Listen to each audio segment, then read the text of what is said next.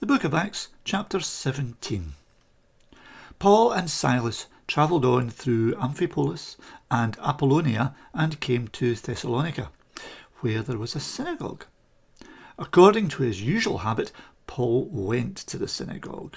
There, during 3 Sabbaths, he held discussions with the people, quoting and explaining the scriptures and proving from them that the Messiah had to suffer and rise from death. "This Jesus whom I announce to you," Paul said, "is the Messiah." Some of them were convinced and joined Paul and Silas. So did many of the leading women and a large group of Greeks who worshipped God. But some Jews were jealous and gathered worthless loafers from the streets and formed a mob. They set the whole city in an uproar and attacked the home of a man called Jason in an attempt to find Paul and Silas and bring them out to the people.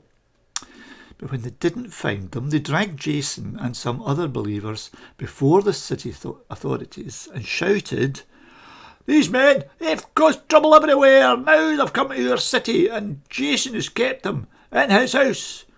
They're all breaking the laws of the emperor and saying there's another king whose name is Jesus." With these words, they threw the crowd and the city authorities into an uproar. The authorities made Jason and the others pay the required amount of money to be released and then let them go. As soon as night came, the believers sent Paul and Silas to Berea. When they arrived, they went to the synagogue. The people there were more open-minded than the people in Thessalonica. They listened to the message with great eagerness, and every day they studied the scriptures to see if what Paul said was really true. Many of them believed, and many Greek women of high social standing and many Greek men also believed. But when the Jews in Thessalonica heard that Paul had preached the word of God in Berea also, they came there and started exciting and stirring up the mob. At once the believers sent Paul away to the coast, but both Silas and Timothy stayed in Berea. The men who were taking Paul went with them as far as Athens, and then they returned to Berea with instructions from Paul that Silas and Timothy should join him as soon as possible. While Paul was waiting in Athens for Silas and Timothy, he was greatly upset when he noticed how full of idols the city was. So he held discussions in the synagogue with the Jews and with the Gentiles who worshipped God, and also in the public square every day with the people who happened to pass by. Certain Epicurean and Stoic teachers also debated with him, and some of them asked, "What is this ignorant show-off trying to say?" Others answered, "He seems to be talking about foreign gods." They said this because Paul was preaching about Jesus and the resurrection.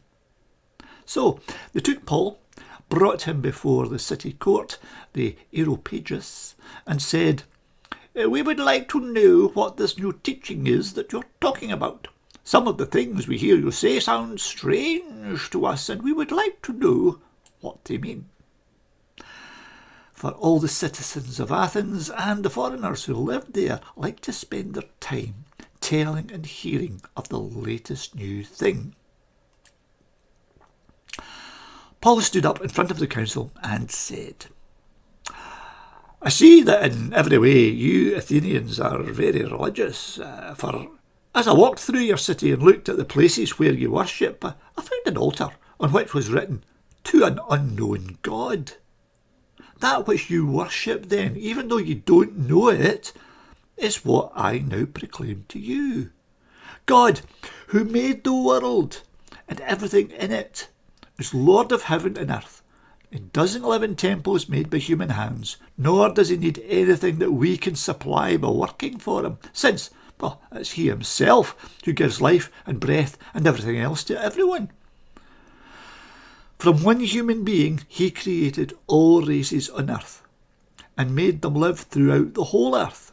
He himself fixed beforehand the exact times and limits of the places where they would live. He did this so that they would look for him and perhaps find him as they felt about for him. Yet God is not actually far from any one of us. As someone said, in him we live and move and exist. It is, as some of your poets have said, we too are his children. Since we are God's children, we should not suppose that it's his nature is anything like an image of gold or silver or stone shaped by human art and skill. God has overlooked the times when people didn't know him, but now he commands all of them, everywhere, to turn away from their evil ways.